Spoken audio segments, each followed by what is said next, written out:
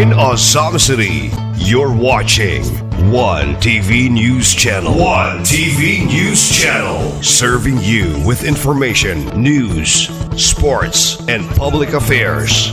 One TV News Channel. One TV News Channel. Serving you with love. Ang telebisyong pangmasa. One TV News Channel.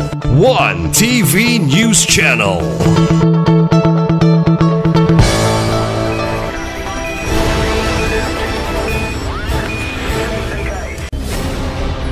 One TV special report.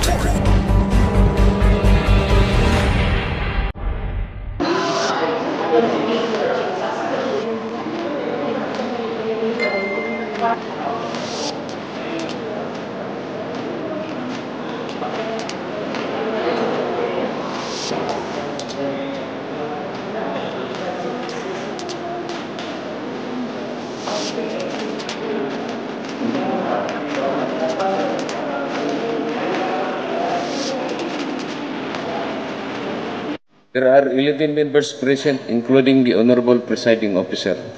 Having 11 members present, the Chair declares a quorum. Once again, good afternoon to each and every one of you. For the order of business, may I request then our Honorable Majority Floor Leader, Honorable Marcelian Tapayan, please. Yes, Honorable Chair, thank you. Good afternoon. Good afternoon, honorable colleagues. We have no guests or visitors available before our Honorable Chair. We proceed to item number 5, approval of the agenda for the day. There are numerous items being written and proposed for insertions, Honorable Chair. And may I start enumerating them? The first item is a request for us to pass a resolution approving the customer service satisfaction feedback survey and barangay consultation in barangays Aguada and Carmen Annex on 10 December 2024 and 17 December 2024 by Metro Osamis Water District. The second written request is for us to enact a resolution approving water quality assessment of the Malaobang Mangrove Swamp Forest Reserve by the Department of Environment and Natural Resources, Environmental Management Bureau on November 19 to 2024 at the Barangay Tabid of Osamis City. The third written request is for us to enact a resolution approving the tax compliance verification drive TCBD on November 25, 2024 by the Bureau of Internal Revenue, BR Osamis in Osamis City. The fourth request, Honorable Chair, is for us to enact a resolution approving the first regular meeting of the Osamis Special Justice Zone on November 20, 2024 at AM's Chicken House, Function Room, Oak Hill Park, Barangay Manabay, Osamis City. The fifth written request is for us to pass a resolution approving the run after contribution eviders race campaign in Osamis City by the Social Security System on 26 November 2024. The sixth written request is for us to pass a resolution authorizing the local chief executive, Attorney Henry Pamela Jr. to open a non-interest-bearing current account named East Imlao Memorial City General Hospital at the Land Bank of Osamis branch for the implementation of the assistance to individuals in crisis situation program. Number 7, written proposition from the chair is a request for us to enact a resolution authorizing the local chief executive to enter into a contract for the proposed installation of water distribution line located at Barangay Malaubang, Sami City, and perform all acts for the implementation of the project funded from the construction, repair, improvement of local barangay water supply system program of 20% development fund of appropriation ordinance number 1-2024. The eighth request is for us to pass a resolution expressing deepest sympathy and condolences to the bereaved family and for the painful loss of the late Honorable Mario Rosario Ferrarin. The last but not the least, my request is the answer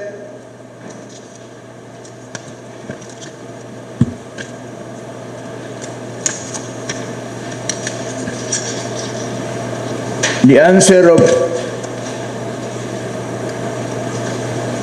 Punong Barangay Nieva Gomez Vergara to the complaint filed by 3 complainants at Barangay Litapan, Osama City, Honorable Sir, because the receipt of our answer requires the City Council to decide as to whether or not we impose priority suspension as mandated by Section 63 of the Local Government Code when the respondent was able to file her answer, or when the answer was not filed after the lapse of the reglementary period, when the evidence of guilt is strong, and considering the gravity of the offense,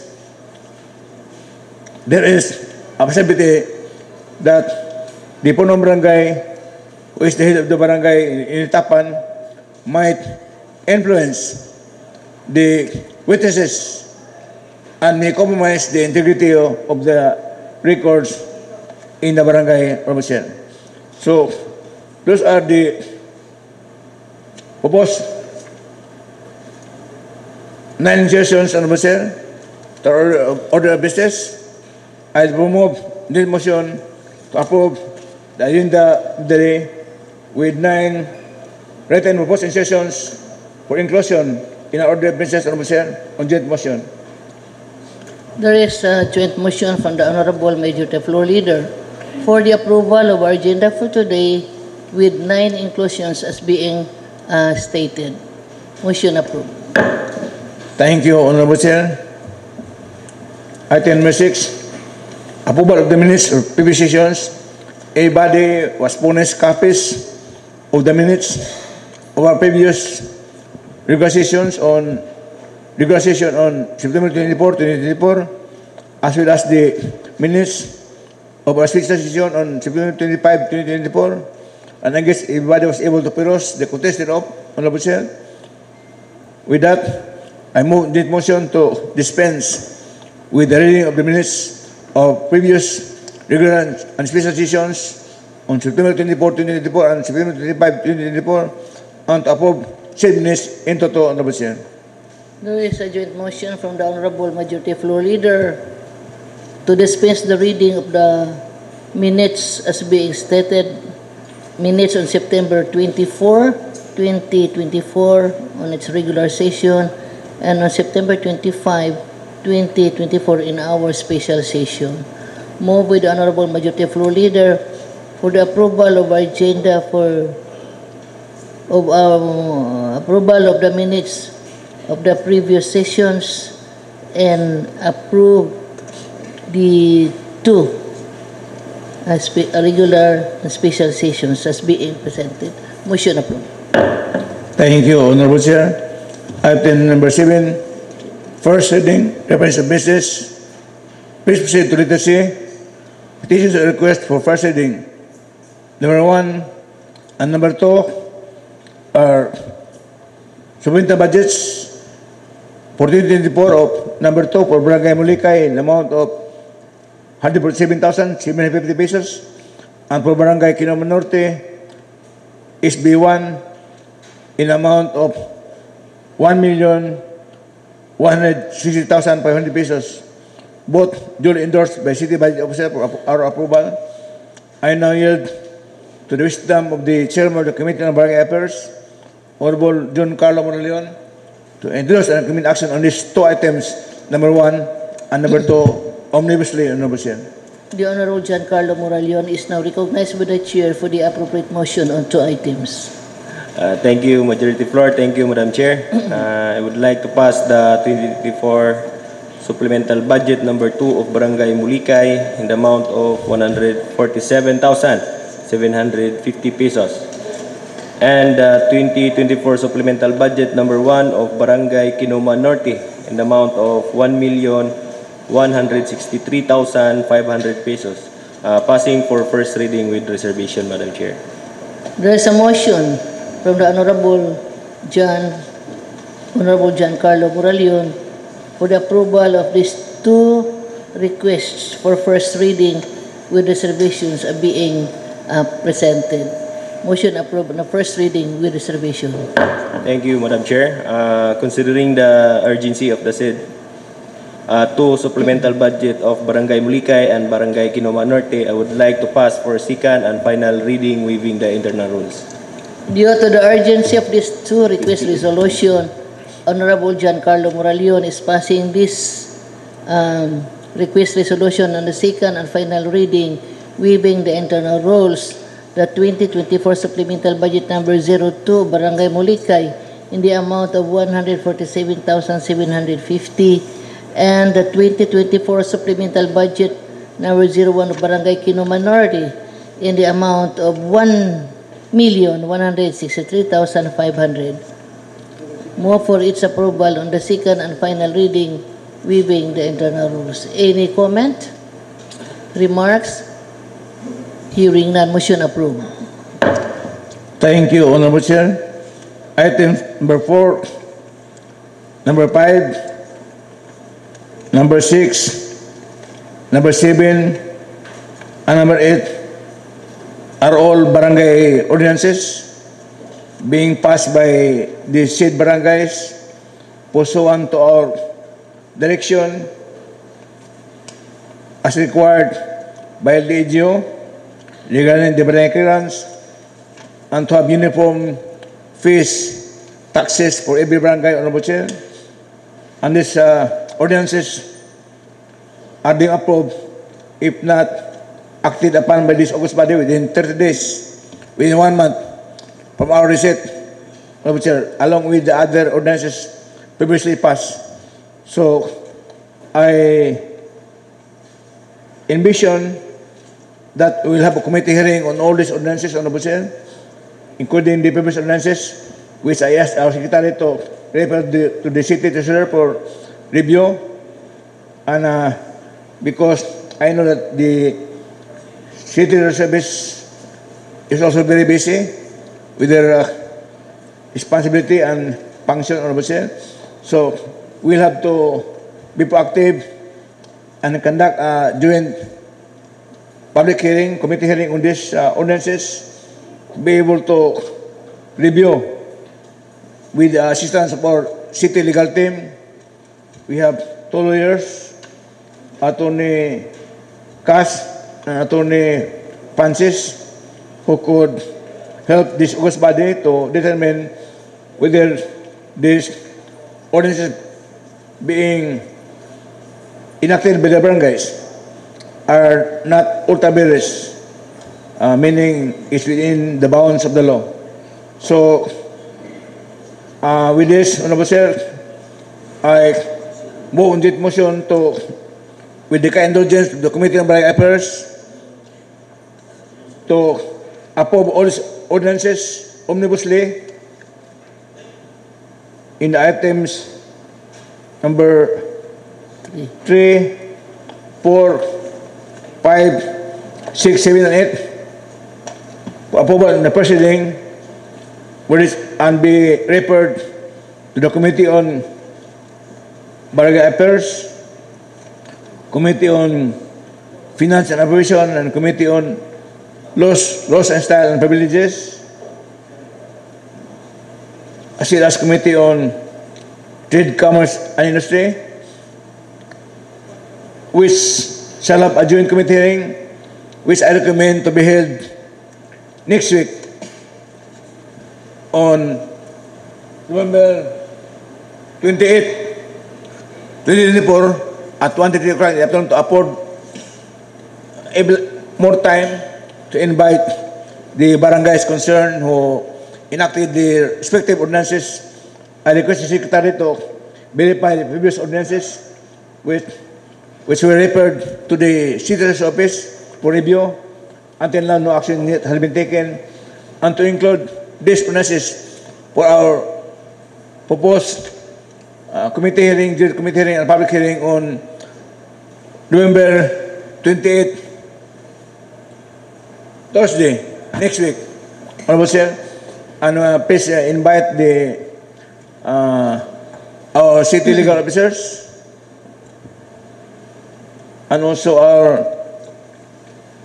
LGU consultant, our legal officers, Attorney Cass, and Attorney Pansis, and our new consultant of the LGU, Attorney Sam Norman Pintes, our city treasurer, Ma'am Pina Piquet, our BPLO, Ma'am Uano, other stakeholders that may help this body in a review of these ordinances being passed by the barangays.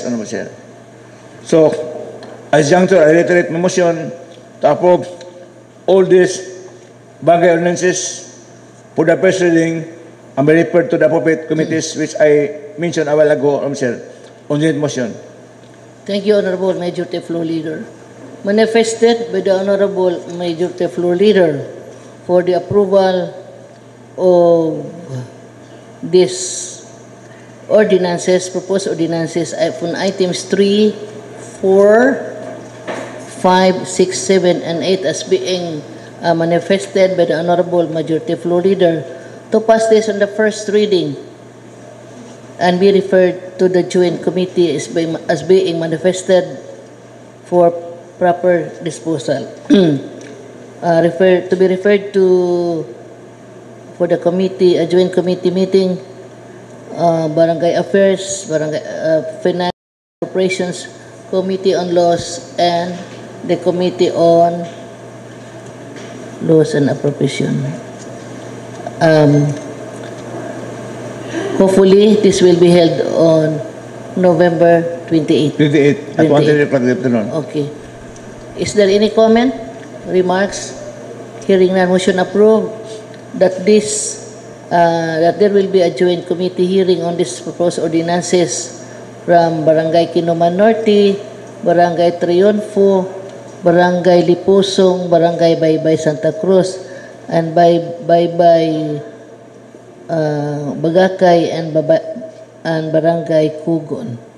Hopefully, this is scheduled on November 28 as being manifested by the Honorable Majority of Floor Leader. Motion approved.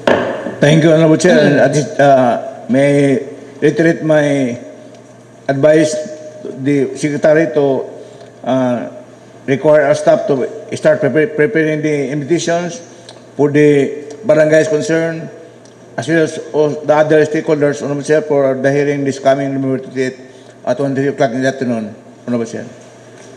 Noted, Honorable Majority Floor Leader. Thank you, Honorable Chair. Number 9, letter dated November 14, 2024 from the INC Planning and Development Coordinator recommending for approval of the application of Dr. Jose Gonzalo M. Teaching for 6 years permit for the operation of his public swimming pool in Barangay Bacolod.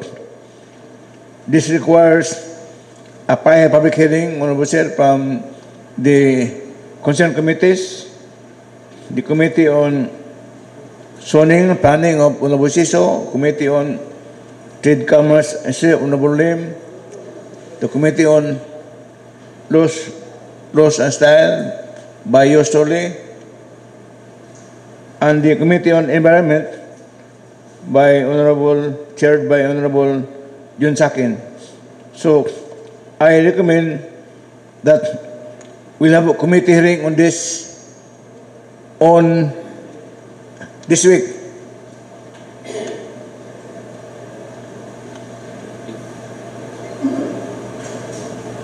November On Friday, Honorable Sir, November 20. at 1:30 o'clock in the afternoon, usaraman.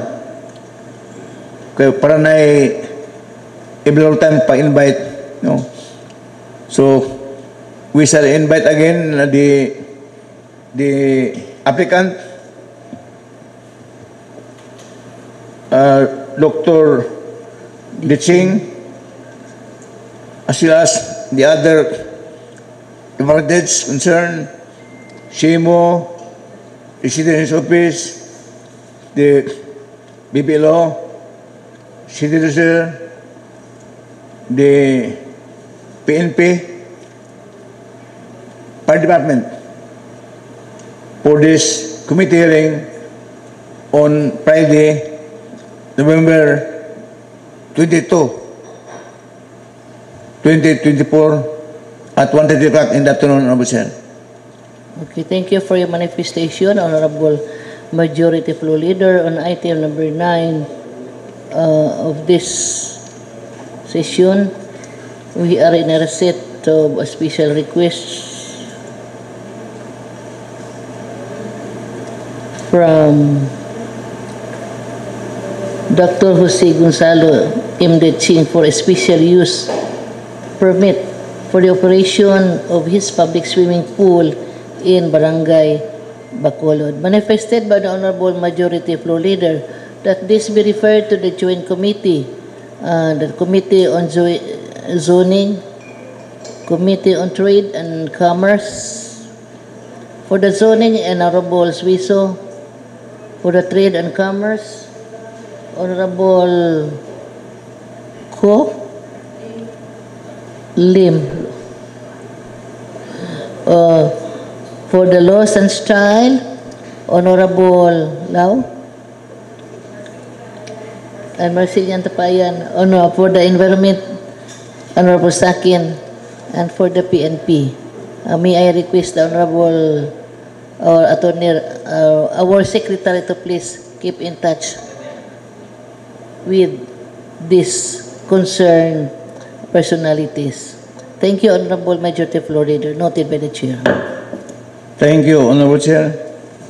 Letter D, Ministry of Communications, Public Act number 12001 dated June 13, 2024, an act instituting reforms in real property valuation and assessment in the Philippines, reorganizing the Bureau of Local Government Finance, granting tax amnesty on real property and special levies on real property, and appropriating funds. Therefore, Honorable Sir, I purposely include this in the agenda of our regular session today because this involves a very important matter, especially Section 30 of this law being passed by Congress last June 13, 2024. Section 30 provides for tax amnesty for real property taxes unpaid to the LGU of Samis. So, if you remember, last October 29, it was included in our agenda, the letter of Osamis Chamber of Commerce, chaired by Ma'am Ilbitan, requesting for the implementation of the amnesty program being mentioned in this particular law, Public Act number 12001. And I endeavored to have a long discussion with the city mayor on this matter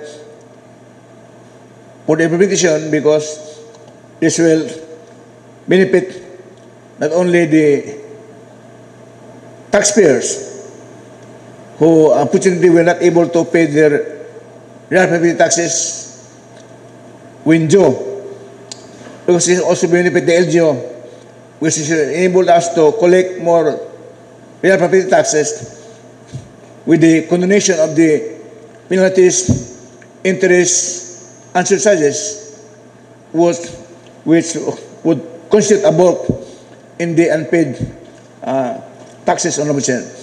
We know for a fact that some of our residents of Sam City have unpaid real property taxes, and it ballooned to a higher amount because of the interest, penalties, and surcharges. And if this interest penalties will be condoned because of this amnesty program to this law, then I see a green light for the residents to now pay their taxes to the LGU of Samis.